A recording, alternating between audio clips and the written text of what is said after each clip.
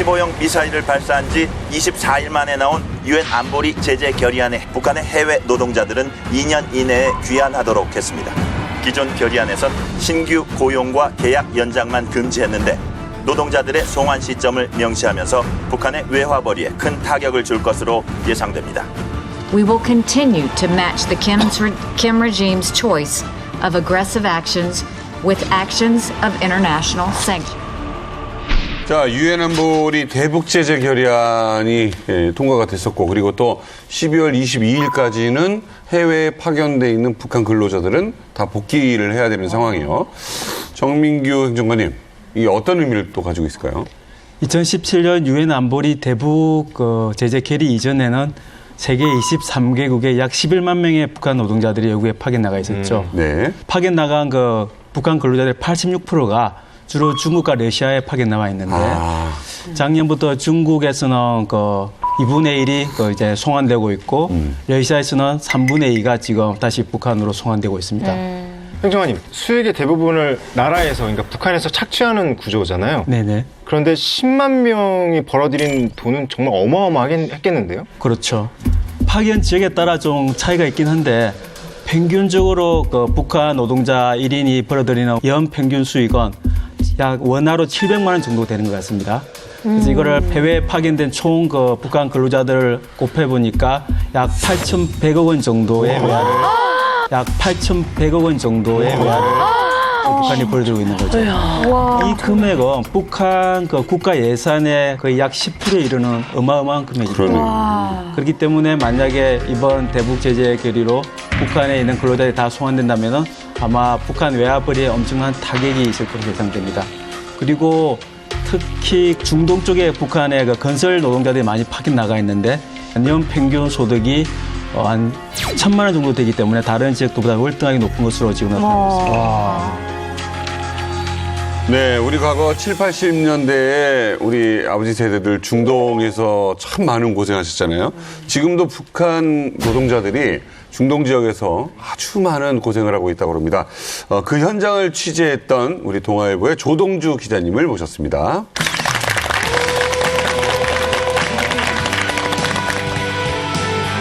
최 씨 가족이 남기고 간 쓰레기통에 있는 흔적에는 한국식 김치통, 한국에서 온 쌀포대, 되면 또 사막 생각만 난다는 이 씨.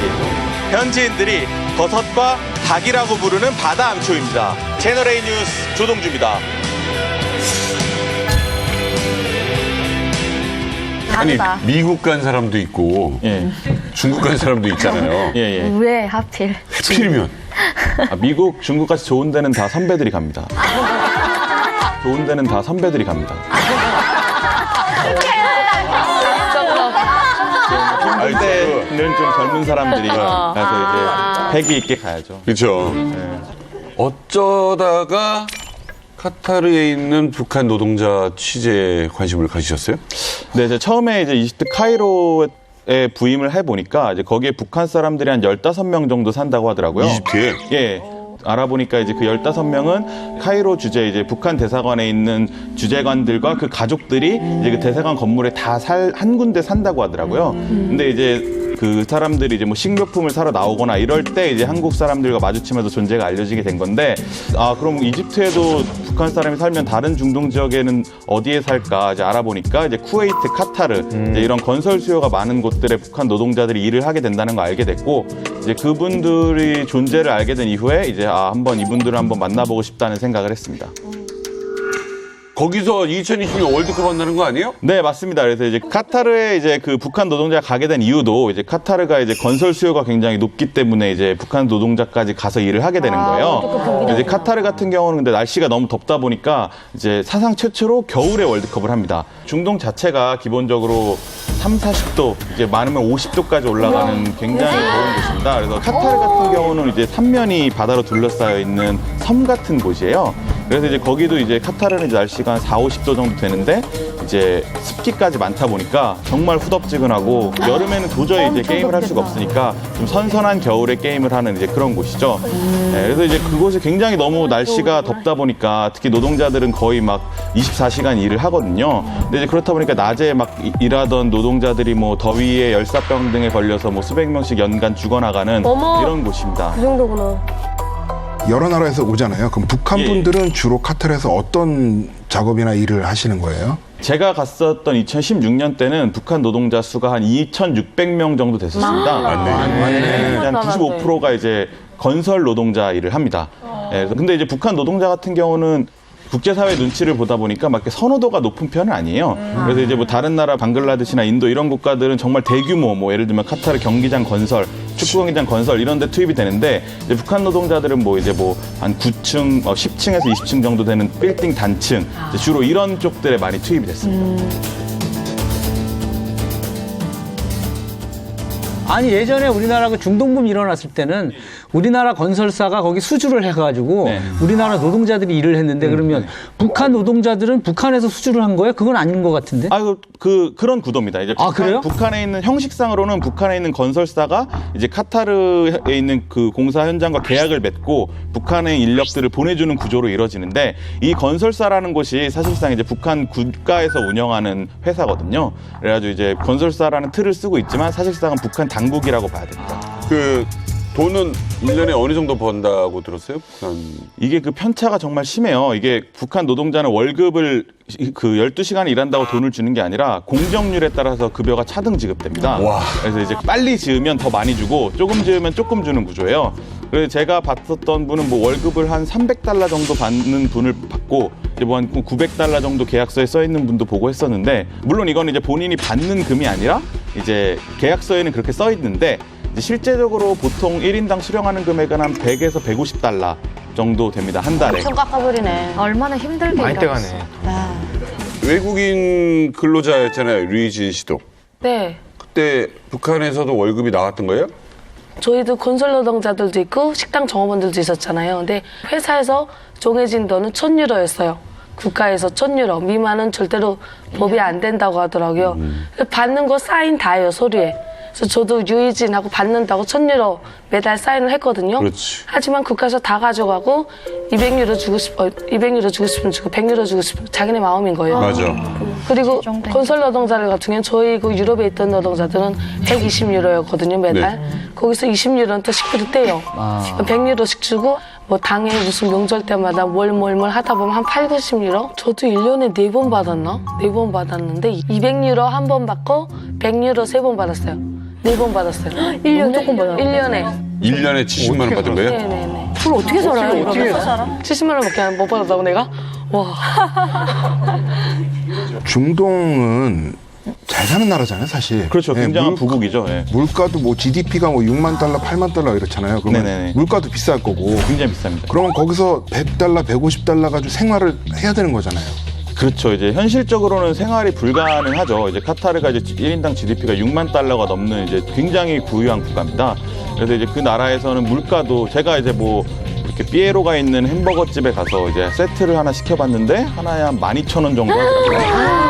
정말 비싸서 저도 깜짝 놀랐는데 이제 우리나라보다 훨씬 비싸요, 물가. 그래서 이제 사실 100달러로는 절대 살 수 없는 곳이에요. 그래서 제가 듣기로는 이제 식사도 이제 주 6일을 일하는데 식사할 때마다 이제 뭐 밥이랑 뭐 오이소박이 뭐 이 정도밖에 안 나온다고 해요. 단백질이 부족하다 보니까 이제 치킨집 그 프랜차이즈 있지 않습니까? 이제 카타르에 굉장히 크게 큰 그 가게가 있는데 그 앞에 이제 쓰레기장이 이만하게 있어요. 근데 거기에 이제 손님들이 먹다 버린 닭뼈들을 이렇게 버리는 이제 그런 쓰레기통입니다. 이제 근데 이제 새벽 4시 뭐 5시 이쯤 되면 북한 사람이 와서 이제 그 닭뼈를 가져가서 그거를 이제 고아서 삶아 먹는다는 거예요. 이제 그렇게 영양 보충을 하는 거죠. 그렇게라도 고기를 먹어야 되니까 빵집 같은 데서는 이제 그 유통기한이 지난 빵도 이제 새벽에 와서 주워가고 이런 것들이 계속 기승을 부리니까 이제 카타르 정부도 굉장히 위생에 철저한 당국인데 버리는 걸 북한 사람들이 가져가니까 아예 막 그 음식물 쓰레기 위에 이제 살충제를 뿌려가지고 못 가져가게 하고 뭐 이렇게 하는 소동들이 계속 잇따라 발생했었다고 합니다. 아니, 그 먹을 게 이렇게 열악했으면 이 잠자리는 또 오죽했겠어요? 그 숙소는 가보셨나요? 어떻습니까? 네, 북한 사람들이 사는 이제 숙소가 이제 뭐 셰일리아라는 지역에 이렇게 외국인 노동자들이 사는 숙소가 있는데 그곳은 진짜 그냥 콘크리트 건물만 있고 아무것도 배치돼 있지 않습니다. 그래서 고도 전기도 안 들어와요. 그래서 이제 밖에 발전기가 건물마다 이렇게 앞에 서 있고 원래 2층 침대 2개를 써서 4명이 써야 되는 방이면 2층 침대를 4개를 놔서 8명이 쓰고 안에 공간이 없으니까 이제 모든 건물마다 빨래가 걸려 있습니다. 빨래를 넣을 데가 없으니까. 거기가 굉장히 분진도 많고 모래바람도 많아가지고 사실 밖에서 빨래 말리면은 이제 옷이 되게 흙탕이 되거든요. 근데 이제 그럼에도 불구하고 집 안에는 공간이 없으니까 이제 그렇게 빨래를 다 널어놓는 겁니다. 그래서 기자님 그렇게 더운 데서 일을 하면서 의식주가 지금 해결이 안 되잖아요. 그렇죠. 예. 그걸 어떻게 견뎠을까요? 그러게. 제가 건설 현장에 한 3일 동안 이제 매일 가서 봤거든요. 그래도 한 7, 8시간씩은 쭉 본 것 같아요. 근데 정말 쉬지 않고 일을 해서 정말 힘들어 보입니다. 제가 봐도. 도망치고 싶고 그렇지만 이제 뭐 중동에서 도망쳐서 북한으로 가기가 정말 어렵잖아요. 뭐 중국 같은 경우는 그냥 도망쳐도 뭐 어떻게 될지 모르지만 중동은 정말 외진 곳이니까 북한 입장에서 보면 그래서 이분들이 되게 극단적인 선택들을 하는 경우들이 많이 있습니다. 그래서 이제 제가 그 현지에서 파악한 바로는 뭐 고층 빌딩에서 이제 공사를 하다가 이제 날 뜨거운 여름에 공사하다가 그 자리에서 그냥 떨어졌어요. 그래서 이제 그거를 못 견디고 그냥 투신을 한 거죠. 어떻게 보면. 근데 그분은 이제 돌아가셨고. 어떤 북한 노동자는 이제 너무 일이 힘드니까 이제 스스로 목숨을 끊으려고 이제 16cm 정도 되는 숟가락을 삼켰습니다. 그래서 숟가락을 삼켜서 죽으려고 삼켰는데 이게 조기에 발견이 돼가지고 북한 당국이 병원으로 가서 이제 수술로 숟가락을 꺼내고 치료까지 시키고 그다음에 이제 강제 북송을 시켰습니다. 그런데 이제 그분 같은 경우는 가면 참 북한에서 고생을 정말 많이 할 것 같다는 생각이 들고 이상한 데 끌려가겠지. 그렇죠. 예, 그래서 정말 이럴 정도로 되게 힘들구나. 이게 보통 보니까 도주하는 사람들은 좀 되게 많아요. 그러니까 이제 뭐 예를 들면 이분들이 밤에 집에 들어가서 새벽에 나가는데 그 사이에 뭐 그냥 사실 나가서 도망가면 뭐 도망갈 수는 있거든요. 근데 이제 도망가는 사람들을 추적하는 이제 뭐 전문조가 있습니다. 그래가지고 한 이 도하라는 도시가 굉장히 작아요. 그래서 이제 한 3일에서 아무리 늦어도 7일이면 찾더라고요. 그래서 어떻게 찾는지 보니까 이제 현상수배 전단지 같은 걸 만들어가지고 이 외국인 노동자 숙소들을 쫙 뿌립니다. 이제 사진이랑 이름, 나이, 뭐 이제 어떻게 왔고 뭐 이런 프로필이 쫙 적혀 있어요. 그래서 뭐 찾으면 일로 연락 달라 뭐 이렇게.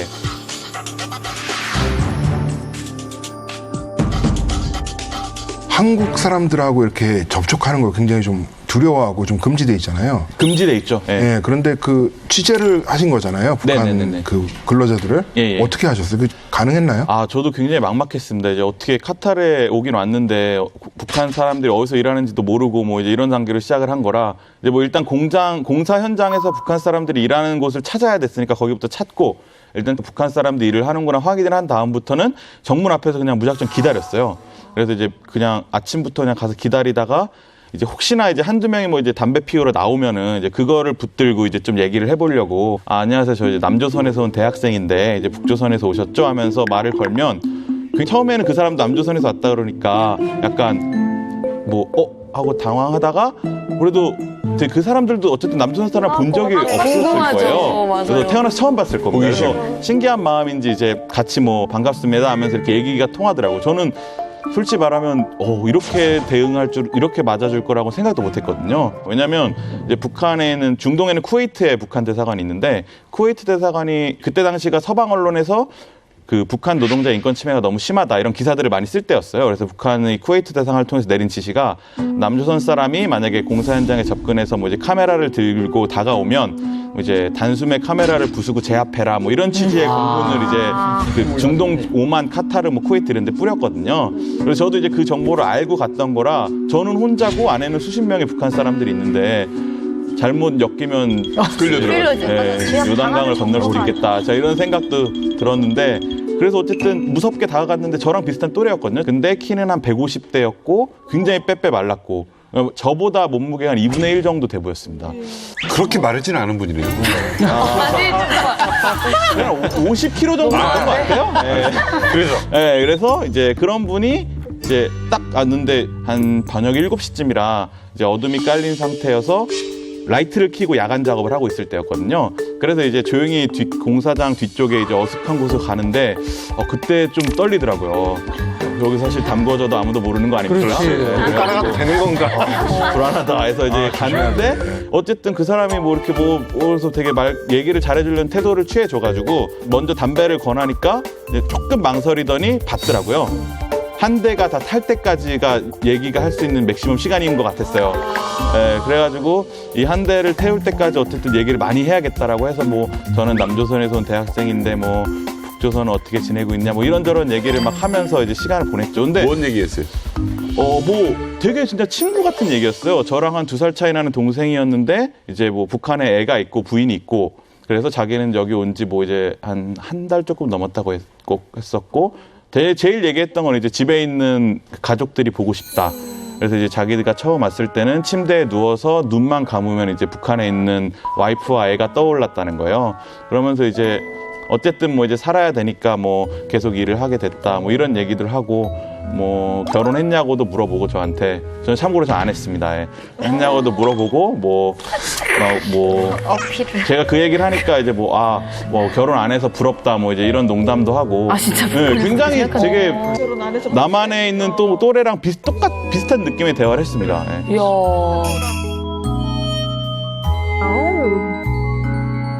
2,000명이 넘는 노동자들을 파견했으면 그 관리하는 사람들도 있었을 거예요. 예. 그 관리자들 생활은 혹시 어떤지 아세요?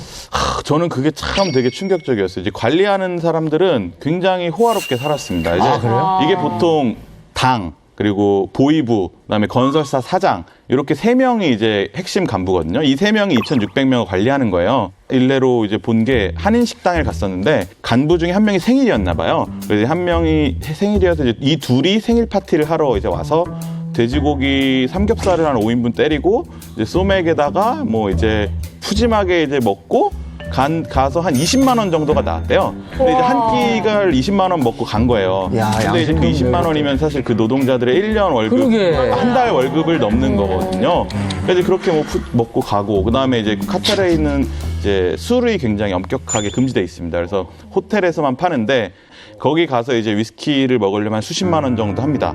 그래서 이제 근데 그거를 이제 자주 먹으러 오는 북한이 간부들을 목격했다는 한인들이 되게 많더라고요. 그래서 뭐 정말 뭐 누구는 뭐 죽으라고 그냥 닭 쓰레기를 주워다 죽을 끓여 먹는데 누구는 이제 나이트클럽 가서 위스키를 먹고 뭐 이제 이러니까 정말 참 씁쓸하다는 생각이 들었어요. 이제 건설사 사장 같은 경우도 진짜 제가 듣기로는 3년 바싹 뛰면 한 100만 달러 정도를 이제 긁어서 갈 수 있다는 얘기가 들릴 정도로 북한 노동자들 입장에선 정말 전혀 다른 차원의 세계 얘기였죠. 간부와 노동자의 세계는 북한의 세계지. 노동자들이 피땀 흘려서 번 돈을 착취하는 그 관리자들뿐만 아니라 특별한 수완으로 큰 돈을 버는 사람들이 있다고 합니다. 우리 조동주 기자가 포착한 카타르의 수상한 달러벌이 첫 번째 증거 사진 보시죠. 뭐야 이게? 폭포 아니야? 폭포 그림인데요. 그림이구나. 이게 어떤 그림이길래 사진을 찍으신 거죠? 이거는 이제 카타르가 굉장히 부유한 국가고 부호들이 많은데 이들이 되게 동양화에 관심이 많습니다. 그래가지고 이제 저거는 이제 카타르 부호가 이제 3층짜리 저택 벽에 그려놓은 벽화입니다. 그래서 이제 저게 손으로 직접 일일이 다 그린 거예요. 그래가지고 이제 저게 한 2천만 원 정도 합니다. 그 그리는 사람한테 주는 페이가. 근데 카타르 부자들은 뭐 동양적 이런 신비함에 심취해 있는 사람들이 많아가지고 저런 그림에 대한 수요가 굉장히 높다고 하더라고요.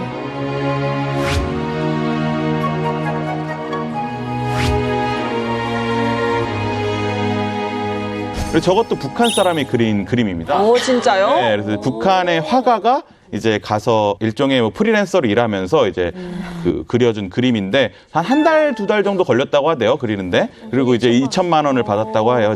1제곱미터당 한 80만 원 정도? 뭐 이렇게 해서 가격을 산정하는데 제가 봤는데 정말 고풍스럽더라고요. 재주가 좋아요, 북한 사람들이. 특히 그리고 저런 선전성동 그림 출신들이 많아서 벽 그림 잘 그리잖아요. 네, 맞습니다. 그러면 저 화가가 받아야 될 2천만 원 돈도 혹시 북한에서 또 떼가나요? 아, 당연히 떼가는데, 근데 저들은 좀 건설 노동자들이랑 다릅니다. 아까 제가 말씀드린 95%의 건설 노동자라고 했는데 나머지 5%는 프리랜서들이에요. 그래서 저 사람들은 대부분 화가인데 이제 화가들이 손재주가 좋으니까 내가 부자들 집에 그 그림을 그려주고 돈을 받아올고 이거를 너네한테 일정 비율 떼줄 테니 나한테 자유를 달라. 나는 숙소 생활도 안 하고 프리랜서로 일하겠다. 이렇게 딜을 하는 거죠. 그럼 간부 입장에서 나쁠 거 없죠. 이제 뭐 고수익이 창출이 되니까.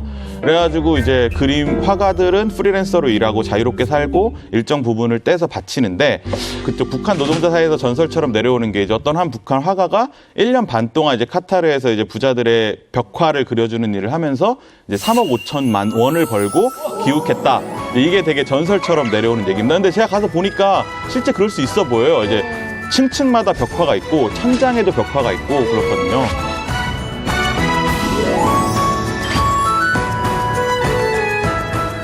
자, 이어서 우리 동아일보의 에이스 조동주 기자가 또 북한의 수상한 달러벌이 이 증거를 또 준비했습니다. 카타르의 수상한 달러벌이 두 번째.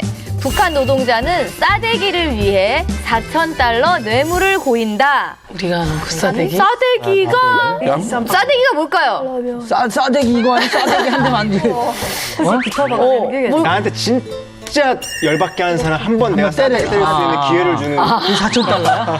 4,000달러 주고 참 너무 일차원적이다. 뇌물을 고이고. 조동주 기자님, 도대체 싸대기가 뭐길래 그렇게 어마어마한 뇌물을 고이나요? 예, 싸대기는 이제 밀주예요. 북한이 만드는 밀주입니다. 밀주를 파는 대박이다. 이 밀주 사업이 사실 북한이 건설 노동을 하면서 벌어들이는 돈보다 더 많습니다, 1년에.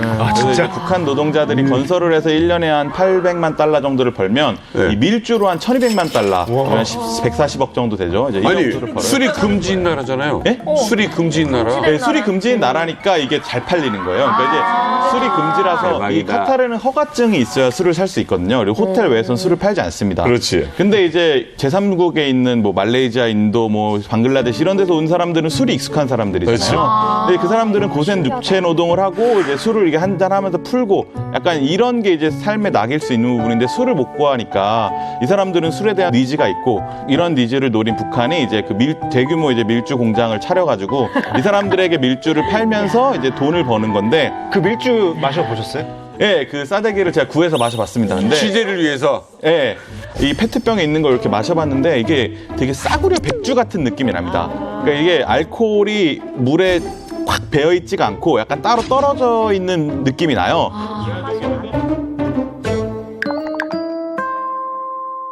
그 위험한 일을 도대체 얼마를 벌길래 하는 거예요? 북한의 밀주 제조원이 되려면 이제 상부에 4,000달러 정도를 바쳐야 이제 건설 노동 현장에서 빠져나와서 그 밀주 일을 할 수가 있어요. 이 노동자 입장에서 하루 12시간씩 건설 노동 하는 것보다 밀주 만드는 게 낫죠. 왜냐하면 밀주 만드는 게 좀 덜 고되기도 하고 수익도 많으니까요. 이 밀주가 보통 1.5리터짜리 페트병에 담겨 있거든요. 이게 한 12개 들이가 한 박스인데 알코올 농도에 따라 다른데 알코올 농도가 좀 낮은 건 7만 원. 좀 높은 건 14만 원 정도. 비싸네. 좀 비싸네. 1.5리터 팩트 하나야 10,000원꼴 정도로 보시면 돼요. 근데 이제 그거면 엄청 싼 겁니다, 카타르에서. 네. 그래서 요 10,000원짜리, 어쨌든 이 1.5리터짜리로 보해도 몇 명 이제 한 번 마실 수는 있잖아요. 그렇죠. 네, 그래서 이제 이것도 되게 귀한 거니까. 그 밀주는 뭘로 만들어요, 그분들은? 사탕가루. 그래서 사탕가루 술이라고 제가 만났던 북한 사람들은 다 사탕가루 술이라고 표현하더라고요. 그래서 사탕가루를 보통 이걸 만드는 게 보통 두 가지 형태가 있는데 하나는 이제 카타르 외곽에 있는 빌라를 빌립니다. 그래서 빌라를 통째로 빌려서 거기에서 이제 밀주 공장을 만들고 또 다른 방법으로는 이제 북한의 건설사 산하 이제 사업소라는 곳들이 있는데 그 사업소에 이제 그 밀주 공장을 차려서 밀주를 만들어서 파는 약간 이런 형태로 되어 있습니다. 이 밀주가 굉장히 악취가 심하게 나서 도심에서는 못 해요. 그래서 이제 한적한 곳에 가서 해야 됩니다. 사탕가루는 정말 저게 잘 사니까 그 사탕가루를 하지 않습니까? 원래 술은 나달로 해야 술은 제맛이라 했습니다. 근데 사탕가루 같은 건 바로 시켜서 또 그거 숙성시켜서 아마 거기다 또 그 무슨 약이 있습니다. 효소되는 그런 약이 있습니다. 그거 해야 저 술이 되는데 저건 좀 고급진 술이지 않습니까? 알코올일 것 같아요. 알코올도 센 알코올이지 완전히. 아무튼 간에 그걸로 많은 돈을 번다. 예, 1년에 뭐 1200만 달러 정도를 버니까요. 예, 우리 돈으로 한 140억 정도 됩니다. 어마어마하네. 이야, 그렇게 많이 팔려요? 카타르에서 예. 술을 먹다가 걸리면 이게 벌이 있을 거 아니에요? 그렇죠. 밀주를 만들다 걸리면은 바로 추방됩니다. 그래서 이제 굉장히 이게 어떻게 보면 북한 사람들은 이 카타르에 올 수 있는 비자를 받아서 들어올 수 있는 기회가 되게 소중한 건데 이거를 날리게 되는 거거든요. 이제 그런 위험을 안고 있음에도 불구하고 이게 돈이 되니까 하는 거예요. 북한답다. 그렇죠. 근데 이게 그래도 추방이 안 되니까 이제 카타르 경찰이 이제 뭐 대대적인 이벤트 같은 걸 한번 했습니다. 이제 그 북한 밀주 공장에 가서 북한 밀주가 아까 1.5리터짜리 페트병에 있다 그랬잖아요. 그거를 만든 페트병을 아스팔트에 쫙 깔고 그거를 이제 경찰차로 다 밀어버리는 쇼를 한번 했었습니다. 그래서 그렇게 이제 북한 밀주하면 이렇게 세게 처벌한다. 이제 이런 거에 대한 어필을 한 거였거든요. 대외적인 눈치가 있으니까 금지했다가 돈이 안 모이니까 이제 스리슬쩍 눈 감아주면서 이제 다시 2016년 후반기부터는 밀주가 굉장히 성행을 했습니다. 북한이 금강산 관광을 통해서 그 어려운 시기에 짭짤한 달러 수입이 있었다면 또 해외에서는 많은 노동자 파견으로 돈을 벌 수밖에 없었던 그런 시기가 있었던 것 같습니다. 그 정민규 행정관님, 어떻습니까? 북한이 해외 파견 근로자를 통해서 벌어들인 수입 꽤 있었겠죠. 북한은 김일성 정권 시절 하인 1948년 지금의 이제 구소련의 해외 노동자를 파견한 이후로 계속해서 전 세계의 그 노동자들을 파견해서 외화를 벌어왔습니다. 유엔 제재 이후에는 파견 근로자 수가 좀 줄고 있는데요. 네. 2016년 통계를 보면은 23개국에 약 11만 명의 북한 노동자들이 파견되어서 지금 외화벌이를 하고 있는 것으로 알고 있습니다. 맞네. 참 많은 북한 주민들이 달러를 벌기 위해서 해외에 파견을 갔다고 그러는데 오늘 이 해외에 나가서 노동력만 착취를 당했다라는 증언을 해주신 분을 모셨습니다. 예, 영하 50도 극강의 추위를 자랑하는 불곰의 나라죠. 러시아에서 벌목공으로 일하시다가 이만갑을 보고 한국으로 오게 되신 분입니다. 정용택 씨를 소개합니다. 본인 소개 좀 부탁드립니다. Меня зовут Джоньонтек. У меня 2002 году отправлено в службу Россия. Я там работали 7 года.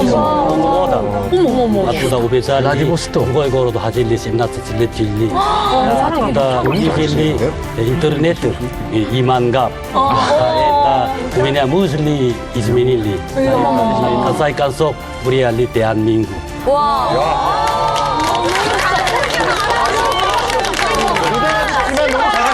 아니 근데 그동안 러시아 벌목공으로 계셨던 분들이 몇 분 오셨었는데 예. 이렇게 러시아어를 유창하게 하는 경우도 처음 봤어요. 러시아 분 같아요. 간단히 쓰는 업무 용어만 하신 게 아니라 소개를 하신 것 같아요. 좀 본인 소개 우리말로 좀 해주시면. 네, 제발. 제 이름은 정용택입니다. 네. 2002년에 러시아 벌목 노동자로 파견받아서 사업소에서 6개월 동안 일하다가 그곳에서 탈출하여 다른 시내에 가서 17년 동안 살았습니다. 17년?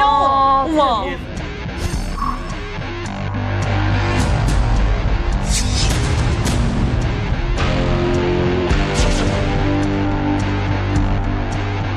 네, 거기에서 2014년도부터 인터넷으로 이만갑을 보고 저희 사상이 변했고 결국 대한민국으로 오게 됐습니다.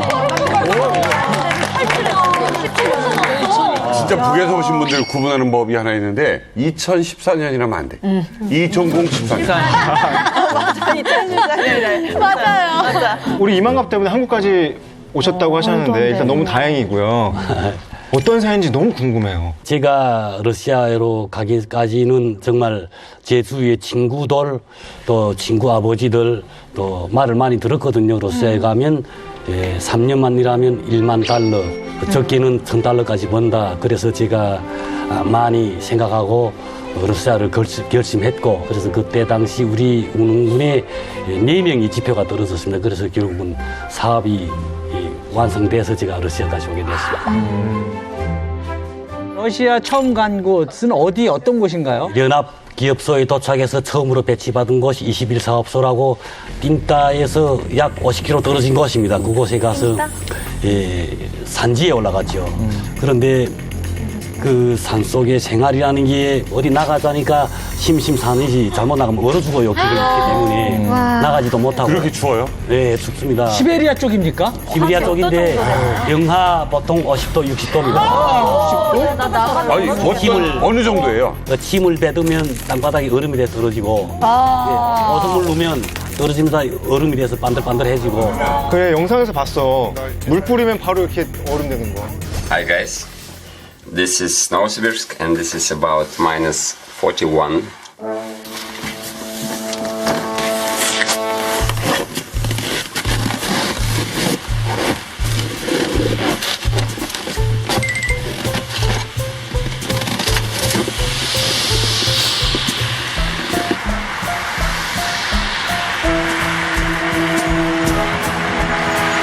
우리 같은 경우는 겨울에도 이 꽃갈 모자를 2개씩 뒤집어 쓰고 다니죠.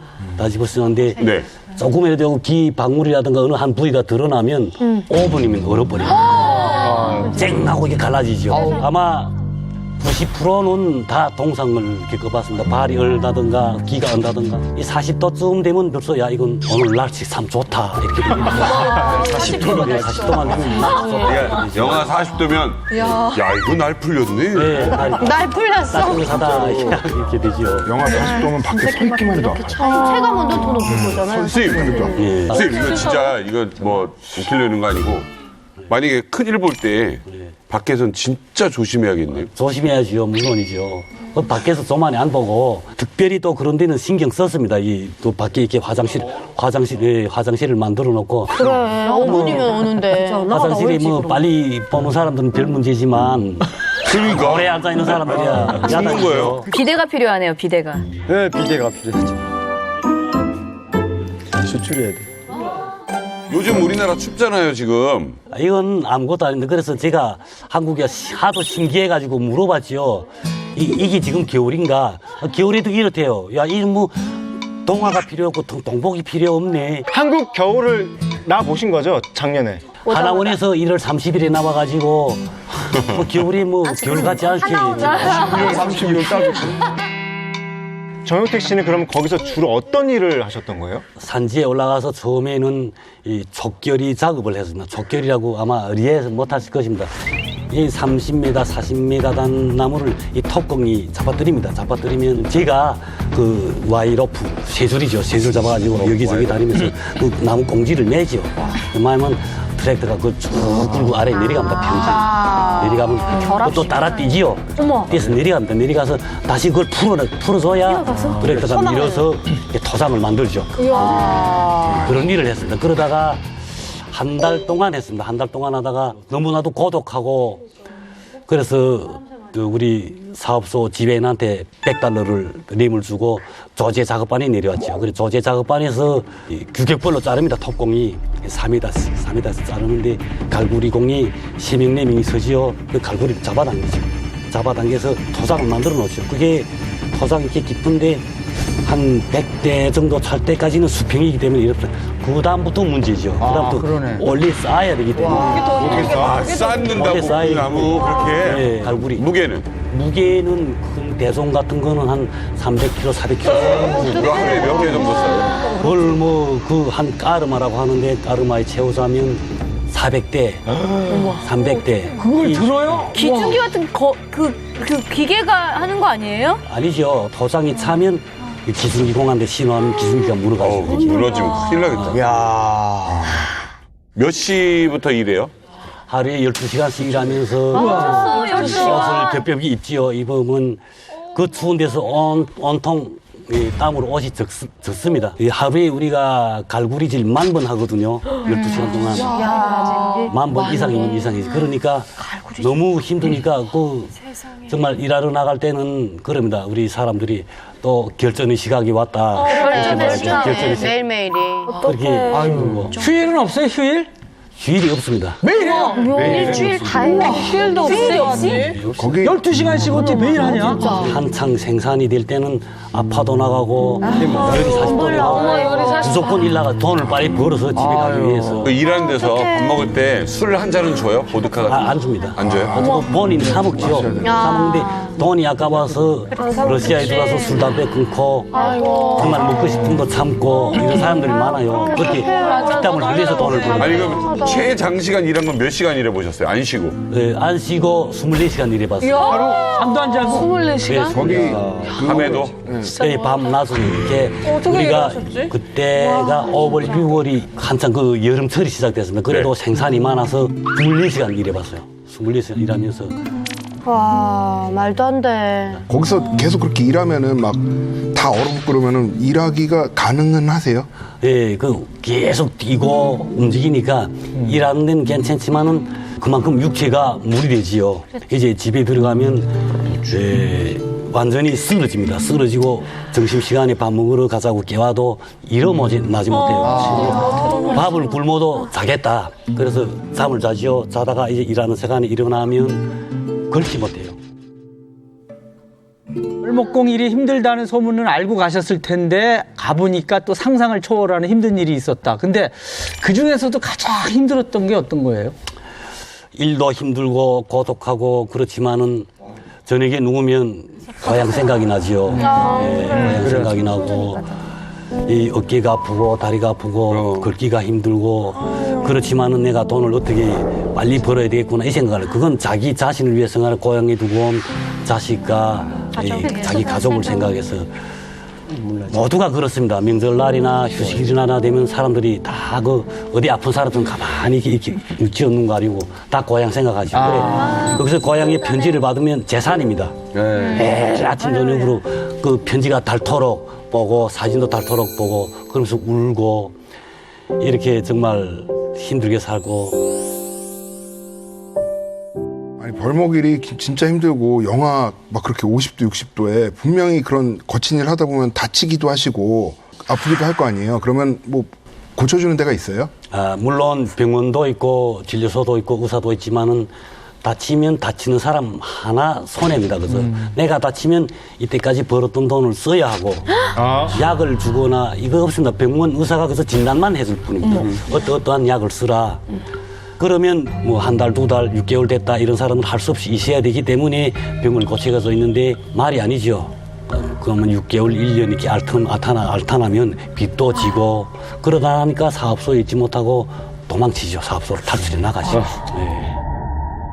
근데 거기서 일하다 다쳤는데 왜 병원비를 안 내줘요? 병원비가 물론 나오죠. 그 약도 나오고 그러나 병원 의사들은 그걸 다 팔아먹죠. 팔아먹고 그리고 또 죽는 사람들도 죽은 사람 오히려 벌어놨던 돈까지 다 도적 마치고 없죠. 옆에 사람들 다 채가죠. 그런 사람들은 창고에 넣습니다.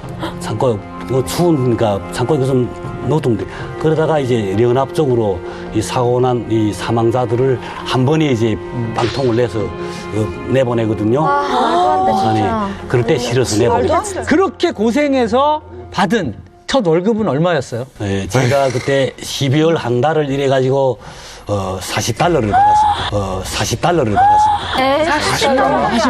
40달러요? 예, 그거 가지고 뭘 먹고 살아? 그 돈을 턱 받고 보니까 야, 내 이렇게 한 달간 뼈 빠지게 일을 하고 이렇게 정말 노력을 했는데 내한테 차려지는 돈이 이거밖에 안 되는구나 하니까 좀 허무했거든요. 정말 열악한 환경에서 하루에 10몇 시간씩 일하는데 한 달 월급이 40달러면 이건 사실 말도 안 되는 거잖아요. 어떻게 관리자나 누구한테 따지고 그러진 않으셨어요? 아니 그런 건 뭐 꿈도 못 꾸지요. 네가 왜 로임을 적게 주는가 왜 이러거나 조금 반항하거나 따지고 들거나 의견을 제기하면 그 즉시 사인해서 보내면 끝입니다. 예, 러시아에 그런 말이 있습니다. 많이 보지 말고 많이 듣지 말라. 그냥 보면 본 대로 말하고 들으면 들은 대로 말하면 그 사람은 결국은 나가는 촉결이라고 그러죠. 나가는 길입니다. 북에서 뜯어가는 돈 없어요? 충성자금 같은 거? 많지요. 식비는 의무적으로 제하는 것이고 로보, 이 작업복 그 값을 떼고 이 담요, 마다라스 이 값까지 다 제해요. 그리고 거기에 조직생활비, 당비, 사료청 조직생활비 내고 또 4월 15일 김일성 탄생일, 김정일 탄생일, 그리고 인민군 창건절, 당 창건절 이런 걸 명목을 만들어서 30달러다, 뭐 어떻다 이런 방법으로 뜯어가죠. 피 같은 돈을. 그러면 그걸 떼고 주는 게 40달러인 거예요? 아니죠. 그 40달러 준 데서 그걸 떼죠. 그 40달러 준 데서 그걸 떼죠. 아니, 말이 되는 겁니까, 이게? 떼에서 40달러가 아니고 진짜 욕 나온다. 아. 근데 이 북한이 되게 웃긴 게 월급 받으려 오라 그래요. 러임 탈라 오라 그러면 북연에 때 가잖아요. 그러면 짝지를 줘요. 돈은 안 주고 보게 되면 마이너스예요. 이거 제하고 저거 제하고 저거 제가 하다 보니까 내가 오히려 월급 받으러 갔다 돈을 내야 돼. 그럴 때 있어요. 그건 할 수 없어. 그건 할 수 있어. 자기가 일을 하는데 자기가 얼마를 받는지 아무도 알 길이 없고 러시아잖아요 여기는. 근데 러시아에서 이렇게 임금을 중간에 누가 착취하고 이런 게 흔한 일인가요? 북한은 공수제를 계산합니다. 그러니까 하루 내가 정해진 노동량이 있는데 이걸 만으로 다 했을 때에는 한 공수다, 두 공수다. 그걸 이게 다 적어놓는 거예요, 이렇게. 그러니까 그 달 전체 회사가 그 벌어들인 수익을 나무를 중국에 팔아가지고 10,000달러를 벌었는데. 야, 사회주의적 발상이네. 예, 그러니까 이제 그걸 골고루 나눠보는 거죠. 그 골고루 나눠고 거기서 이제 공제를 하는 겁니다. 이제 같이 충성 자금, 로보 자금, 뭐 그다음에 뭐 병치료 자금 이걸 다 떼고 나니까 어떤 거는 빈통 받을 수도 있는 거예요. 구배가 없을 수도 있는 거예요. 그래서 타산해봤죠. 그런데 도저히 내가 목표로 한 1,000달러가 가능하지 못하다는 걸 느끼게 됐죠. 그래서 제가 언젠가는 내가 사업소를 나가야 되겠구나. 또 주변에서 충분 나가면 먹을 거 다 먹고 쓸 거 쓰면서도 그래도 한 달에 100달러씩은 모을 수 있다. 그때부터 제가 속으로 계획을 세우기 시작했죠. 이게 내 탈출해야 되겠다. 그래서 결국은 그 해 6월에 탈출해가지고 처음으로 청부장이라는 데 나가봐. 청부장이라는 데 그 딘타시에 있는 우리 조선 임업생들이 한 군데 모입니다. 그런데 모여서 러시아 사람들이 와서 이제 자기들이 필요한 일꾼들 몇 명 데리고 가거든요. 그래서 저도 첫날에 가서 3명과 함께 4명이 갔죠. 근데 큰 컨테이너에 상품 실은차를 한 2시간 동안 부렸죠. 다. 지금 생각해보면 그것이 음료수입니다. 그렇게 일하고 나오는데 문 밖에서 그 러시아 사람이 10루블씩 주거든요.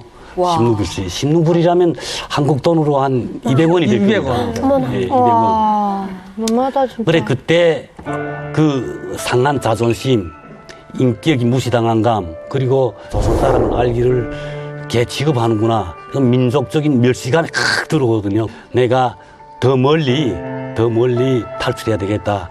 그래서 결국은 약 딘타에서 1,000km 정도 떨어졌습니다. 그 24시간 택시를 타고 우리 4명이서 함께 갔는데 24시간? 제가 계획하기는 3년을 계획했습니다. 이곳에서 3년을 일하면 1,000달러 안에 한 5,000달러 벌 수 있다. 이렇게 타산하고 했는데 처음에 러시아어도 모르고 풍습도 잘 통하지 않고 모르니까 잘 되지 않았습니다. 그래서 이거 내가 안 되겠구나. 안 되고 내가 기간을 늦게 잡아야 되겠구나. 5년을 잡고 그때부터 러시아어를 공부하기 시작했죠.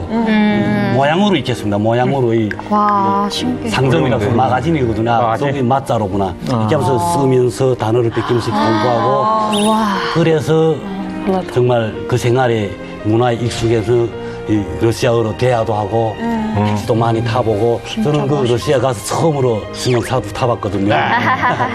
그러다 나니까 한 달에 1,000달러, 2,000달러도 벌어보고 그러다 나니까 월세 집도 들어가서 뭔 일을 했어요 거기서? 제가 인테리어 했습니다. 다양하게 또. 생활하다 보니까 한 달에 1,000달러를 버셨어요. 그러면 러시아에서 안정적으로 자리를 잡으신 건데 근데 왜 한국으로 와야겠다는 생각을 하셨는지가 너무 궁금해요. 살다 보니까 5년 동안 살고 그다음에 집에 나가자고 보니까 우선 돌아가기가 무서웠죠. 이제 그럼 무섭지. 북한에 가면 내 같은 거 어떻게 처리할까. 그러는 과정에 제가 이만갑을 보게 됐죠. 이만갑. 남이석 보게 됐고. 저 그때 보셨어요? 그렇죠. 많이 봤죠. 지금 신기한 마음도 있죠? 네, 신기한 마음도 있거냐. 많이 놀랐어요. 왜? 내가 알던 북한 사회가 과연 이렇구나. 수용소 실태들 이런 거 보면 정말 이만갑 수련자들과 함께 울기도 하고 웃기도 하면서 제 사상이 바뀌었죠. 내가 갈나라가 아니었구나. 그때부터 사상 개조 프로가 아닌데 이게. 사상 개조 용광로네요. 그리고 가장 분격한 게 뭐인가 하면 내가 러시아에서 이렇게 돈을 버는데 우편으로나 인편으로나 한 달에 100달러씩만 보내줄 수만 있다면 나는 마음이 편하고 행복하고. 근데 그나마도 보낼 수 없는 거예요. 대한민국에 오면 그래도 인편을 통해서 보낼 수가 있잖아요. 루트가 있죠. 그런데 그러네. 러시아에서 살면서 제일 그 가슴 아픈 현실은 우선 이질감을 많이 받죠. 그러니까 이 얼굴도 다르고. 맞아요. 백성은 상가집 개만도 못하다고 정말 이 소외감을 받고 이질감. 그러니까 가야 되겠다. 그래서 결국은 대한민국에 오게 됐는데. 그러니까 스님께서는 이제 그 가족한테 송금도 못하고 이거 이렇게 살다가 내가 이 땅에서 죽는 게 맞는가. 그러면서 이제 탈북을 결심을 하셨네요. 한국에 오시길 잘하셨지. 자, 얼마 전 이 네. 금강산 관련한 이슈가 있었죠. 김정은 위원장이 금강산에 있는 남측 시설을 철거해라 네. 라는 이야기 때문에 굉장히 큰 화제가 됐어요. 네, 맞아요. 지금 정확히 어떤 이야기가 현재 나오고 있는 겁니까? 최근 김정은 위원장이 금강산 관광지구 현장 지도를 했었죠. 네. 그 자리에서 김정은 위원장이 남측에 의존하는 기존의 그 선임자들의 그 정책이 잘못되었다.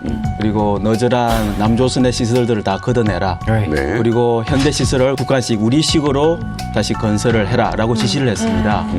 경의하는 최고領導자 김정은 동지께서 금강산 관광지구를 현재 지도하셨습니다. 보기만 해도 기분이 나빠지는 너절한 남측 시설들을 남측의 관계 부문과 합의해서 싹 드러내도록 하고 공장 기업소들에 건설되는 노동자 합숙보다도 못한 건물들이 세계적인 명승지에 자리 잡고 있는 것이 정말 꼴불견이라고 하면서 땅이 아깝다고 국력이 여릴 적에 남에게 의존하려 했던 선임자들의 의존 정책이 매우 잘못됐다고 심각히 비판하셨습니다. 잠깐 한 가지를 좀 짚고 넘어가고 싶은 게 사실 지금 시설이 낙후될 수밖에 없었던 건 그동안 관광이 재개가 안 되면서 우리 측이 그대로 했으면 그대로 뒀겠습니까? 네. 그렇지. 계속해서 고치고 리모델링하고 관리를 했을 텐데 그게 안 되다 보니까 저렇게 낡아지죠. 낡아질 수밖에 없는 상황이었어요. 현재 관리 보수가 안 되니까 당연히 시설은 노후할 수밖에 없는 거죠. 지난 10년간 실질적으로 시설물이 방치되다 보니까 전혀 뭐 유보지 개수가 안 됐을 거고 그래서 시설은 정말 되게 낙후된 것 같습니다.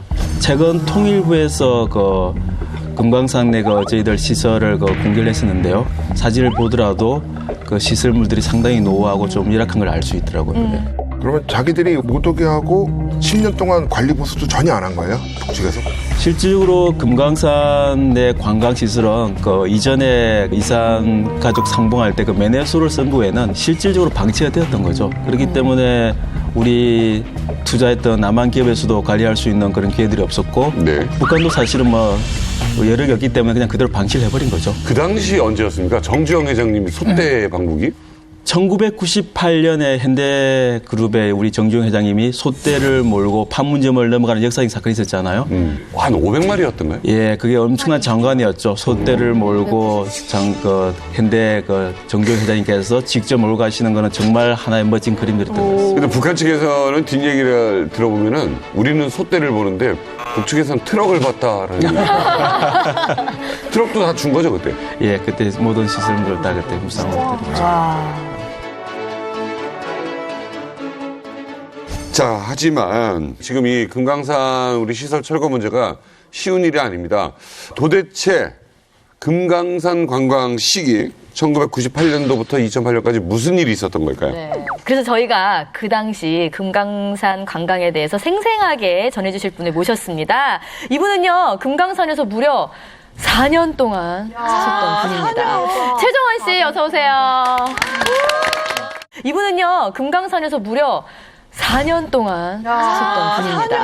최정원 씨, 어서 오세요. 안녕하세요. 최정원입니다. 북한에서 4년 동안 살다 온 최정원입니다. 잠깐만요. 이게 여성분들이 방송하자고요, 우리? 방송하자고? 네. 본인 소개 부탁드립니다. 네, 저는 그 98년도, 99년도에 그 개성 사업소 바로 앞에 문산이라는 곳이 있습니다. 문산이라는 곳에서 포병 장교로 9월 28일 날 전역을 하고 10월 1일 날 입사해서 10월 9일 날 금강산으로 발령을 받았습니다. 대박. 이분은 그렇게 어렵지 않. 군대 제대해서 바로 대기업에 입사를 하고. 네. 포병 장교셨대잖아요, 장교. 흥남 특집인가요? 장교도 얼굴로. 전방지역. 그렇죠. 장교도 얼굴로 되는. 아니 얼굴도 얼굴인데 어깨가 와.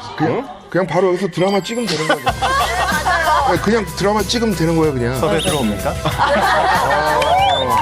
진짜 잘생기셨어요. 거기서는 어떤 일을 하신 거예요? 네. 관광 관련한 거? 네, 제가 그 금강산에서 2번 근무를 했었는데요. 처음에는 금강산 관광 운영에 대한 부분들, 촬영팀, 운영팀 이런 부분들을 해서 한 2년 정도를 근무를 했고요.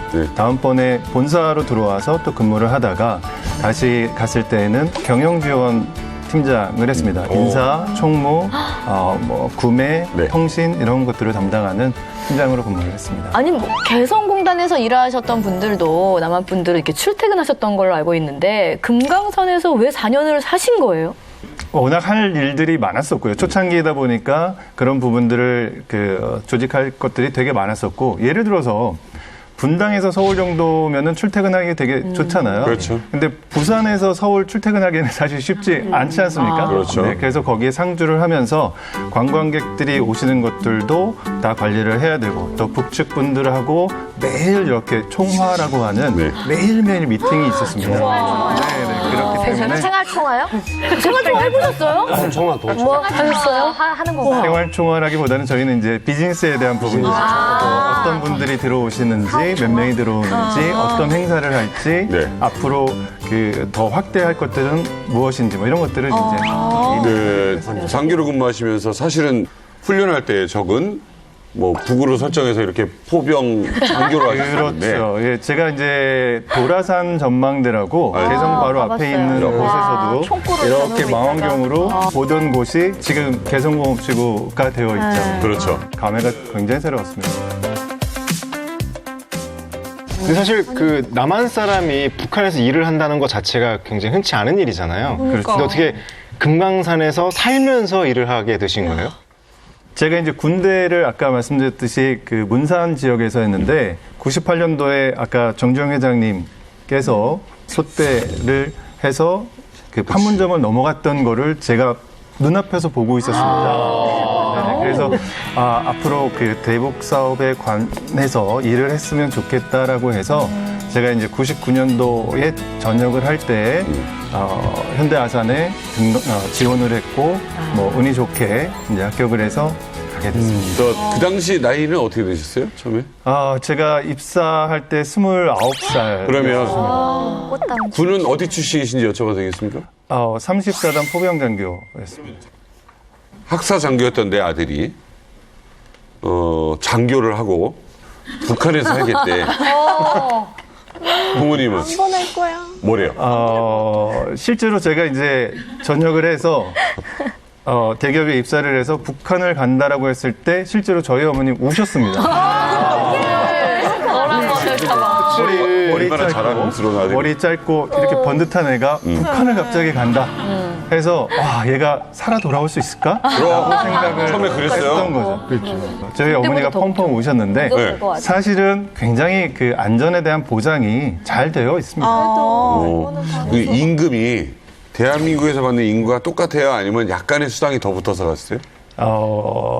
이거 비밀인데. 이름 얘기해도 돼요? 원래 이제 현대건설이나 현대아산에서 해외로 갔을 때에는 어떤 지역이냐에 따라서 등급이 있습니다. 그래서 A 등급, B, C 등급이 있는데 저희 같은 경우는 S 등급이었어요. S 등급은 스페셜 등급이에요. 이 아니에요? 네, 그래서 언제 죽을지 몰라. 돈 쓸 데도 없잖아요, 거기는. 그렇죠. 그래서 보통 일반 한국에서 받는 급여보다 한 2배 정도. 상황극을 해드리면 이제 엄마가 울고 있어봐. 가지마. 그러다 어머니 이게 S 등급이라고요. 당장 가라. 이런 거네. 정말 실제로 저희 어머니가 이제 제가 1년 반, 2년 정도 근무를 하면서 이제 본사에 복귀를 하게 됐습니다라고 하니까 통장을 보시면서 좀 더 있을 수가 없나요? 야, 그럼 그때 한 4년 계셨으면 돈 쓸 데도 없었으니까 엄청 적응을 많이 하셨겠네요. 아, 그렇죠. 예. 쇼핑을 하겠어. 끝나고 어디 맛집을 가겠어. 그러니까 이런 여유로운 미소가 괜히 네. 나오는 게 아니에요. 아무튼 저는 그때 초창기에 제가 방송을 위해서 그 금강산을 간 적이 있어요. 네, 그때는 이제 배에서 숙식을 하고 작은 배로 이송을 했는데 그때 생각을 이렇게 더듬어 보면은 그 굉장히 아름다웠는데 우리 종원 씨는 4년을 거기 계셨으니까 뭐 살아있는 금강산 내비게이션일 거 아니에요? 그렇죠. 그 아름다운 금강산 중에 종원 씨가 직접 추천할 만한 명소가 있다면 어디가 좋을까요?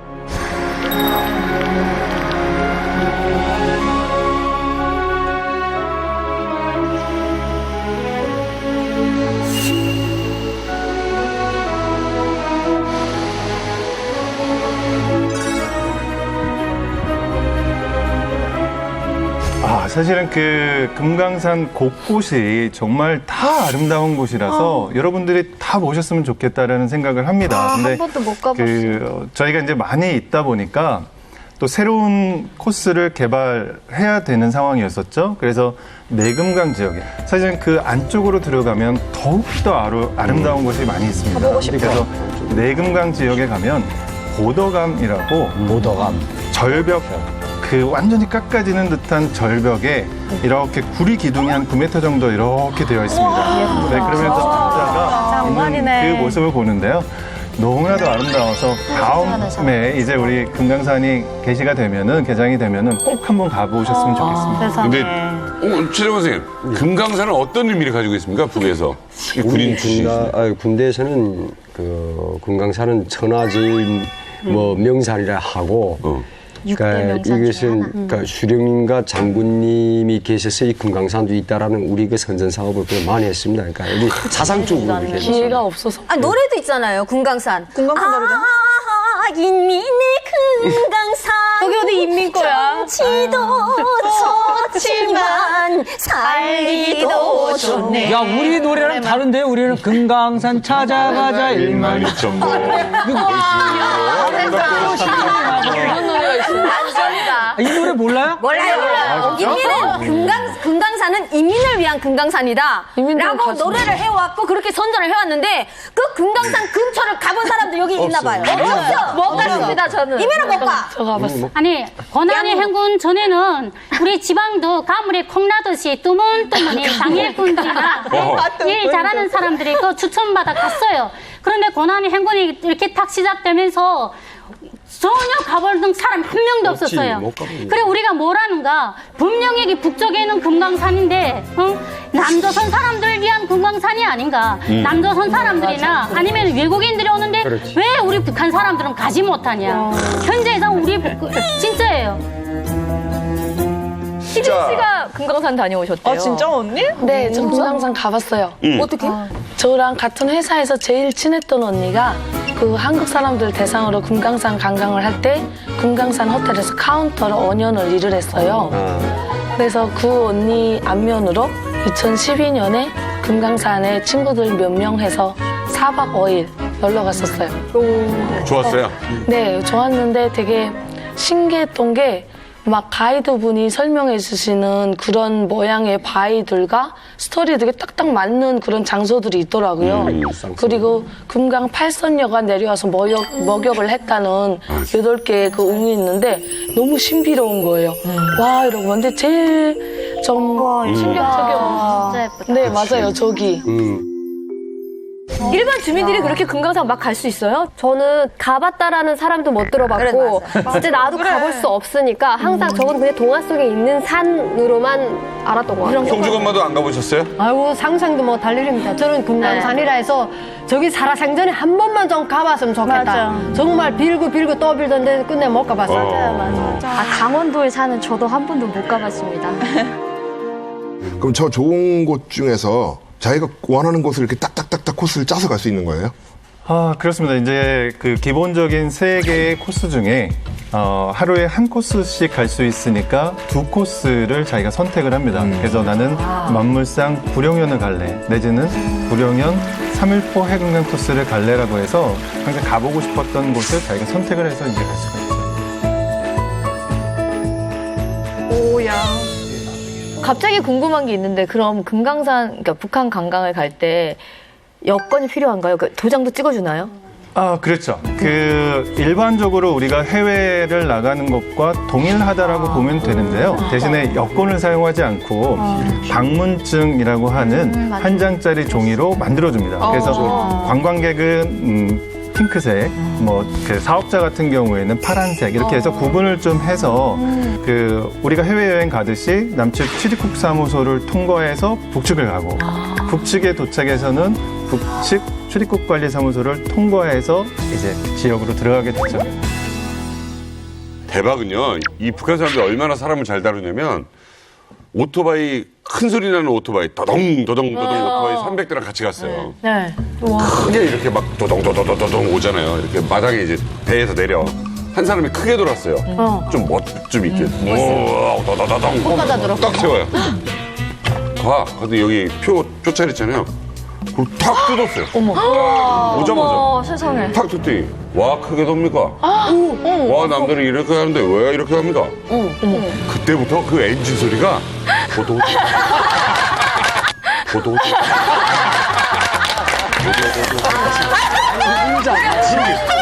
그때부터는 그 누구도 줄을 벗어나질 않아요. 그 일이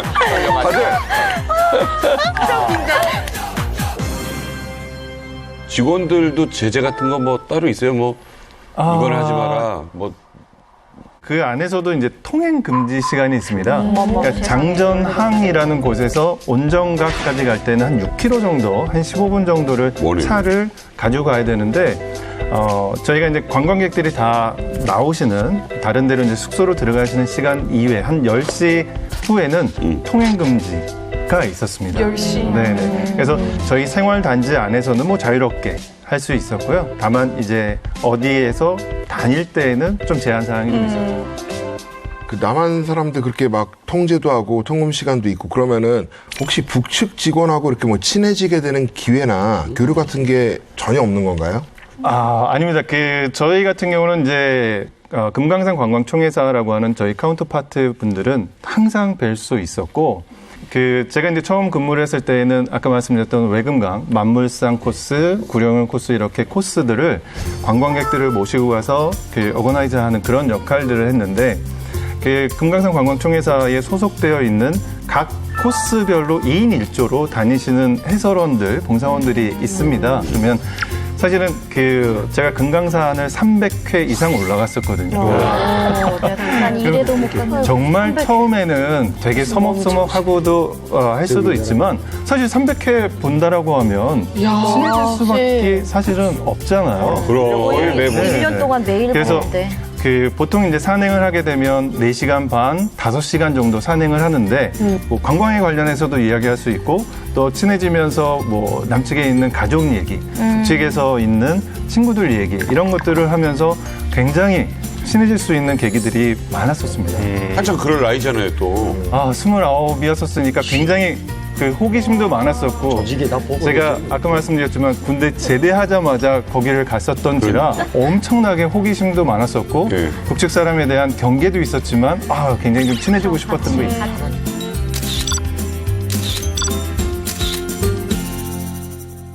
북측에서 봤을 때도 미남형인가요? 그런가요? 그런가요? 그런가요? 대묻는 거야? 그런가요? 그런 이제 그분들하고 300번 이상 이제 오르락 내리락 하면서 이제 이런저런 얘기했으면 이제 완전 이제 절친인 정도로 사이가 이제 발전했을 텐데, 그런 그 북측 그분들은 우리 한국 문화에 대해서 굉장히 궁금해하기도 했겠어요? 굉장히 궁금해했었죠. 제가 북측 사람들에 대한 궁금증처럼 그분들도 남측의 사람들을 궁금했었죠. 처음에는 사실은 이런 남측, 북측에 대한 이야기를 못했지만 좀 친해지고 나서는 맨 처음에는 북측 사람들이 남측 사람들이 잘 사는 거를 잘 이해하지 못했었어요. 왜냐면 최 선생님, 서울에 가면은 거지들이 득실득실하지 않습니까? 이런 얘기도 사실은 많이 했었거든요. 그래서 초창기에는 한 500명 정도 되는 관광객들을 동일한 사람을 옷을 입혀가지고 내려왔다가 다시 들어가서 다시 받고 있고 다시 내려오고 그런지 알았다라고 합니다. 세뇌 교육이 단체 관광객이 짜고 온 것처럼. 근데 이제 향차가 계속 거듭될수록 이제 남측이 어떤 그 사람들이구나라는 거를 환경적으로도 어떻게 지내는지 알게 됐죠. 그 여자 친구 있었죠? 그 당시에 여자친구가 있었죠. 여기에? 여기에? 그쵸. 한 양쪽에? 양쪽에?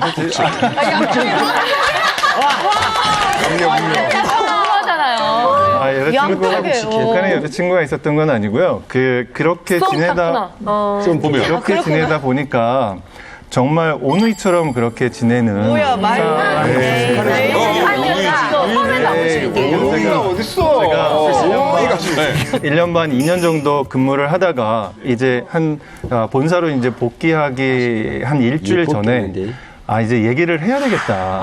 그래서 산행을 가서 어떻게? 야, 이러저러해서 오빠가 본사로 복귀를 하게 됐다. 한 일주일 정도 뒤에 가게 됐다라고 얘기를 하니까 조금 아쉬운 마음이 있었죠. 그러면서 그 다음 날 저한테 선물을 가져왔었어요. 그 원산 음대를 다니는 친구였었는데 어려서부터 검은고를 키던 아주 어렸을 때 찍었던 검은고 키는 사진을 거울 뒤에다가 붙여가지고 그거를 저한테 주더라고요. 심장에 남는 사람이네요. 오누이가는 그래요? 그래서 너무너무 저희는 이제 그 사진이 여러 장 있는 게 아니라 한 장밖에 없는 걸 알고 있으니까 너 마음만 받을게 라고 했는데 제가 이제 그걸 안 받으니까 주머니에서 자기가 이렇게 싸가지고 온 주먹밥 쉽게 싸운 주먹밥을 저한테 이렇게 주면서 오빠만 드시라요. 형은 뭐 줬어요? 솔직히 얘기해. 종원이 형은 뭐 줬어? 저는 마음을 줬죠. 바람둥이 같아요. 약간 바람둥이. 여자가 남자한테 거울에 사진을 붙여서 그 선물하는 그 북한에서의 의미가 있을 것 같아요. 있어요. 최근에 좀 해본 제가 얘기할게요. 예, 그 북한에서 여자든 남자든 자기가 그 썸 타는 사람한테 다 준다는 거는 나를 잊지 말라. 항상 나만 생각해달라. 그 의미거든요. 그래서 만약에 그 사귀지 않지만 어디 멀리 떠나거나 출장을 가거나 그럴 때 거울대에다 남녀가 주로 이렇게 거울을 선물해요. 항상 이렇게 보면서 이걸 보면서 나를 생각해라. 근데 그 거울 뒤에다가 내 사진을 넣잖아요. 그거는 진짜 나만 생각해. 나 잊지 말아줘. 근데 그걸 남자가 거절하면 어떤 의미예요? 야, 자존심 이거는 되게 차인 거예요. 맞아주는 거지. 차인 거예요. 차인 거지. 상처가 그게 그냥 여자만 좋아하는 거지. 그냥 받아주지. 너무했다 진짜. 안 갖고 왔어요. 정리해줄게. 남자는 남자가 또 보는 눈이 있잖아. 받았는데 지금 결혼했죠? 그렇죠. 네. 애도 있고. 그거 안 받으니까 안 받은 걸로 해. 안 받는 걸로. 저희 사생활을 보호해 주셔서 감사합니다.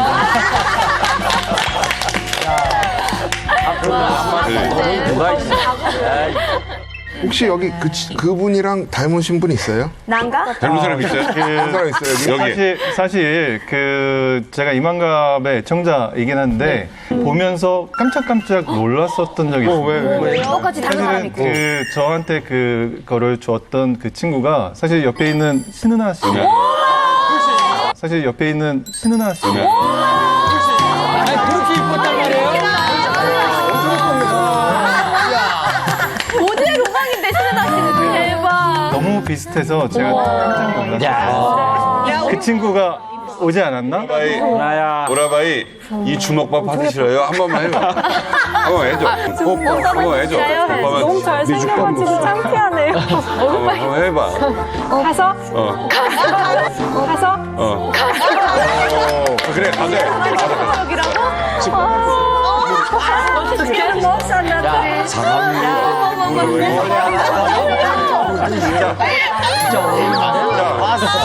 과거로 돌아갔습니다. 과거로. 주먹밥. 과거. 오라바이.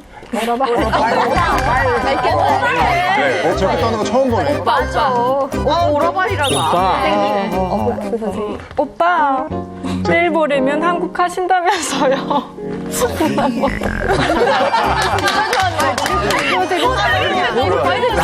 가요. 그래. 언니 아니야? 오라바이. 이거 하나 드시라요. 남측에 가서도 너무 마음이 믿지 않을게.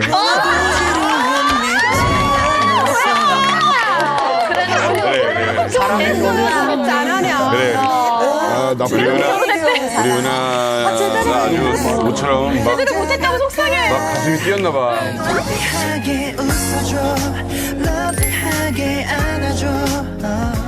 아무튼 이렇게 직원들까지도 이렇게 합의 장이었던 금강산에 정말 어느 날 네. 생각지도 못했던 의외의 단체 손님들이 오셨다고 합니다. 퀴즈로 준비했습니다. 나만의 단체 관광객은 금강산에서 네모를 탔다. 썸? 단체로? 단체 결혼 정보회사에서 올 수도 있죠. 뭘 탔을까요? 오토바이를 탔다. 뭘 타는 게 사실 뭐 속이 타거나 뭐 애간장이 타요. 아, 이간장이. 와, 기발하다. 번지 점프 같은 거 하니까. 아, 번지 점프? 물이 있겠다. 특이한 거니까 뭐 나왔겠죠. 북한의 기술을 믿어야 되는데. 정말 무섭겠다. 안 올라가는 건. 옥수수라도 주지 않았다가. 지승기를 탔다. 상상도 하지 못한 일이 이만갑에서 밝혀집니다. 뭐야? 최초 공개입니다. 정답 보내주십시오. 암벽을 탔다. 나만의 단체 관광객은 금강산에서 작두 이게 무슨 말이에요? 진짜 웃기다. 무당들이 당한 거 아니야? 정답 확인해보세요. 작두가 뭐야? 그 많이 답을 해주셨는데요. 사실은 그 금강산 지역에 집선 연봉이라는 곳이 있습니다. 그 신선들이 이렇게 연달아서 앉아 있는 곳이라는 건데 거기는 절벽이 굉장히 높은 절벽이 있어서 일제 시대 때서부터도 클라이밍을 하는 그런 것들도 있고요. 그래서 핸들라이더라든지 뭐 패러글라이딩 이런 것들도 하려고 했으나 정답은 아니고요. 사실은 그 남측에 무속인 협회가 있습니다. 무속인들이 사실은 굉장히 1년에 2번 정도 한 7, 800명 정도가 한 3, 4년 정도 들어와서 네네, 많은 인원들이 있었습니다. 아, 재밌다. 네네. 저희가 그 총화 시간에 남측의 이런 무속인 협회에서 이러이러한 분들이 온다라고 이제 이야기를 했습니다. 그랬더니 맨 처음에는 사실은 여기는 그렇게 와서 하는 곳이 아닙니다. 이렇게 얘기를 했지만 저희가 이제 설득하고 많은 분들이 이제 금강산을 오고 싶어 하셔가지고 이런 무속인 단체를 한번 받는다라고 해서 승인을 받았고요. 그래서 오전에 이제 관광 금강산 만물상이라든지 구룡현에 가서 정말 거기가 그 에너지가 사실은 되게 좋습니다. 그 설악산 같은 경우에는 남측의 산은 굉장히 어머니 품 같은 이런 느낌의 산이고요, 산세이고요. 금강산 만물산 같은 경우는 굉장히 남성적이고 에너지가 막 철철 흘러 넘치는 존 스파이크 씨처럼 에너지가 넘쳐요. 저는 답이 관대한데요. 소녀. 어머니의 마음. 그러한 곳이기 때문에 오전에 관광을 하고 오후에 이제 내려와서 육화암이라는 곳과 그 촛대바위가 이렇게 쫙 보이는 장전한 넓은 곳에서 이렇게 행사를 했습니다. 촛대바위까지 있으니, 그러니까 신선이 내려와서 연이어 탁 모인 곳에서 촛대바위를 가지고 이거는 신받기 딱 좋은 그런 곳이잖아요. 네. 그래서 그 안에서 뭐 이렇게 방울이라든지 뭐 이런 것들을 해서 단체로 이제 혼자 기도를 하시면서 이제 갑자기 주변이 막 웅성웅성하고 막 이런 얘기가 나오는 거야. 야 빨리 와봐, 빨리 와봐. 이렇게 해서 딱 그 자리에 갔더니 이제 조금 기도를 하면서 이제 필을 받은 거죠. 영파를 딱 받으시면서 이제 작두를 그러한 모습들을 봤는데 사실 그게 남측 사람들도 굉장히 좀 신기하잖아요. 그런 거 볼 수 있는 때가 별로 없잖아요. 신기했는데 우리 같이 이런 행사들을 진행하는 북측 분들 어떻게 북측 분들도 사실 깜짝 놀란 거죠. 하는 거 아니야? 그러니까 이거 몰래 해야 되는 거잖아요. 근데 그렇게 이제 한두 번 정도 하다 보니까 그분들도 이해를 우리나라 그 전통적인 톡착 신앙이잖아요. 그런 거에 대한 이해를 충분히 해주시고 남측에서 이런 분들이 오셔서 행사를 할 수 있게끔 충분히 배려를 많이 해줬습니다. 그 장비들이 있을 거 아니에요. 작두도 날카로운 칼 같은 거 이런 건데 북한에서 이 장비를 챙겨가는 걸 허락을 해준 건가요? 관광객들은 사실은 그런 것들을 가져오지 않는데 이런 행사를 하겠다라고 해서 사실은 북측에다가 이야기를 했고 어떻게 보면 무속인들한테는 그건 하나의 액세서리일 수도 있는 거죠. 항상 같이 다녀야 되는 북측한테 이러이러한 분들이 올 때 어떤 행사를 하기 위해서 행사 물품들은 이런 것들을 해서 다 가지고 옵니다라고 미리 얘기를 해요. 허가를 받겠지. 사실 뭐 이거는 시청자 여러분들 뭐 종교의 개념이 아니라 참 불쾌한 이야기인데 우리 측하고 북한 측에서 일본이 박아놓은 생활뚝 없애기 같은 게 있었거든요. 네네. 길을 막는다고 그래가지고 남측에 막 명산과 묘지, 유명인들의 묘지 같은데 이만한 생활뚝을 20개, 30개 막 이렇게 박아놓은 게 있었어요. 이런 건 북한에서는 없나요? 많지. 네. 사실 금강산의 곳곳에도 사실 많이 있었습니다. 말씀하셨듯이 이제 남측에 정말 좋은 그런 산세가 있는 곳을 그런 전기를 막는다고 대모습이 왔잖아요. 북한에도 물론 있었고요. 그래서 저희 이 산악대원들, 저희 이제 관광객들을 보호해야 하는 그런 산악대원들이 있습니다. 그분들의 임무 중에 하나도 사실은 그런 것들을 제거하는 그런 뜻깊은 일들도 많아요. 길을 뚫어주셨네, 금강산의 길을. 최정훈 씨, 그러면은 무속인 단체 관광객 말고 무속인도 왔으면 다른 좀 특이한 단체 관광객 못 보셨어요? 다양한 분들이 많이 있으세요. 근데 가장 좀 기억에 났던 거는 남측에서 노신사 부부들 한 65세에서 70대 정도 되시는 분들이 7커플이 오셨어요. 고등학교 졸업 40주년인가 50주년인데 그분들이 그래서 제가 이제 만물상이나 구룡현이나 다 모시고 갔다 와서 교회 공연도 보고 금강산 호텔에 이제 처음 오픈하는 날이기 때문에 그 안에 이제 모셨어요. 그랬더니 그 호텔에 가면은 로비 라운지에는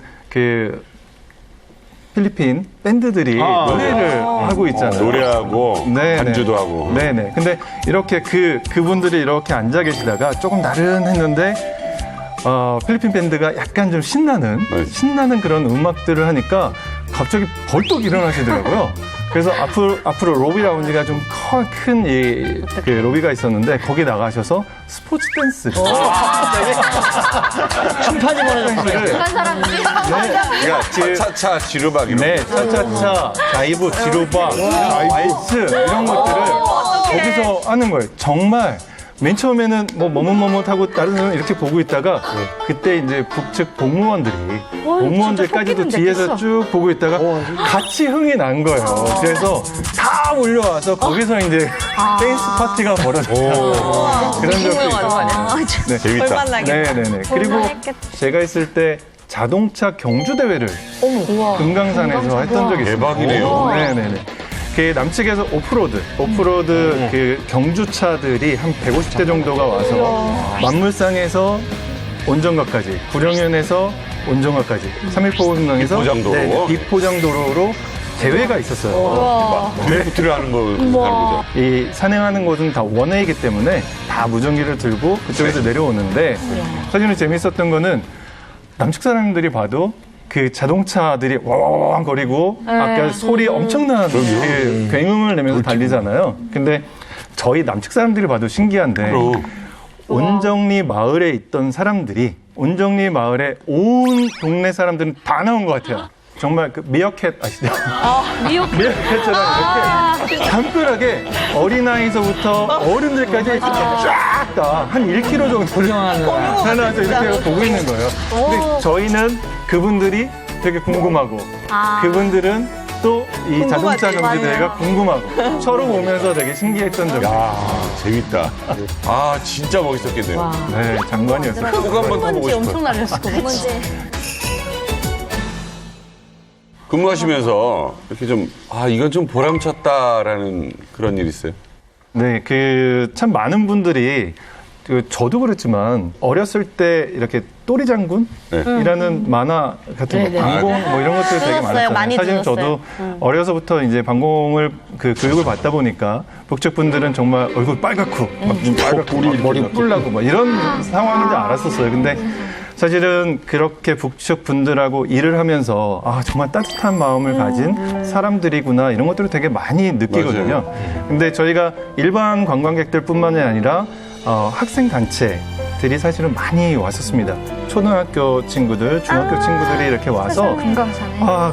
이제 금강산을 보는데 사실은 맨 처음에 왔을 때 되게 무서웠었죠. 이렇게 막 긴장해가지고 북한 사람이다 이렇게 했었는데 사실은 그 오는 관광객들, 학생 단체하고 우리 그쪽을 해설해주는 그 친구들이, 북측 친구들이 사실 나이 차이가 그렇게 많지 않았어요. 그래. 그러면서 해설원들이 그냥 이렇게 단순하게 얘기하면 재미가 없잖아요. 그러니까 시도 읊어가면서 노래도 해가면서 굉장히 그 친구들을 막 들었다 놨다 하면서 감동스럽게 이렇게 막 해줍니다. 그러면 그 친구들이 이제 내가 알고 있었던 북한은 이런 곳인데 이곳이 정말 그 한 민족들 같은 민족이 사는 곳이구나 이런 것들을 되게 많이 느끼면서 노래를 정말 잘하거든요. 김아라 씨처럼 노래를 굉장히 잘하거든요. 그래서 칭찬이다. 진짜 애청자 많구나. 학생들이 해설원들한테 요청을 합니다. 언니 노래 너무 잘하는데 나 노래 한 번 좀 해주세요. 그러면 얼굴이 빨개져가지고 할 건 다 합니다. 노래를 거기서 매우하면서 정말 노래 북측 분들 정말 노래 잘하시거든요. 재청. 그래서 이렇게 쭉 노래 한 소절들을 하면 그 학생 단체에 온 그 학생들이 언니 너무 좋아요 막 하면서 정말 부드럽게 안고 막 이렇게 즐거워했던 그런 것들이 영상만 좀 자유롭게 찍을 수 있었더라면 참 기가 막힌 것들이 많았을 텐데 당시 안타깝게도 그런 걸 못하니까. 아니 아직도 그때의 기억을 잊지 못하시는 것 같아요. 많은 추억이 있으실 것 같고 앞으로도 그 금강산이 다시 관광이 재개되길 굉장히 바라실 것 같은데 그런 의미에서 원산에 있는 그녀에게 편지 한번 원산인데 볼 수 있어요. 저희 프로 보고 대기밥 그 찬양. 네네네. 빨간불 보고 어딜 보고 갈까요? 빨간불. 네네. 첫 번째 사회생활을 하면서 정말 어려웠던 그런 곳을 가서 정말 오누이 같은 그런 느낌을 받을 수 있어서 너무 좋았고 지금도 그때 그 시절의 애틋한 마음을 잊지 못하고 있어. 그래서 나중에 그 대북 사업이 다시 진행이 된다라고 하면 꼭 먼저 가서 찾아서 인사를 하고 싶다. 그때 봐. 맞아. 북에서 온 결정적 시그널, 북한에서 보내는 여러 신호들에 대해서 오늘 전문가들을 모시고 한번 분석해 보도록 하겠습니다. 한국 대표단이 그 앞을 지나가는 거를 저는 뭐 한국에서 찍듯이 그냥 자연스럽게 찍었습니다. 이 사진을 지워달라. 김일성, 김정일 위원장의 모습이 굉장히 충동적이면서 굉장히 겁도 많은 성격이 아닌가라는 추측을 해보게 돼요. 채널 A